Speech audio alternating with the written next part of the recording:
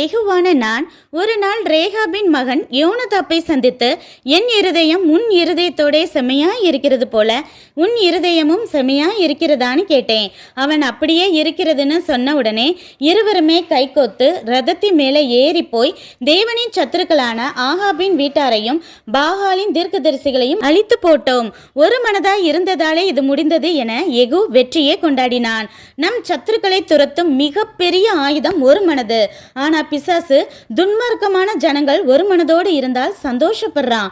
ஆனா குடும்பத்துல சபையில ஐக்கியம் இருந்தா அதை எப்படியாவது குலைச்சு போட பார்க்கறான். ஏன்னா ஒருத்தரா இருந்தா 1000 சத்துருக்களை தான் துரத்த முடியும். 2 பேர் ஒருமனப்பட்டா 10,000 பேரை துரத்த முடியும்னு பிசாசுக்கு தெரியுது, நம்மளுக்கு தான் தெரியறது இல்ல.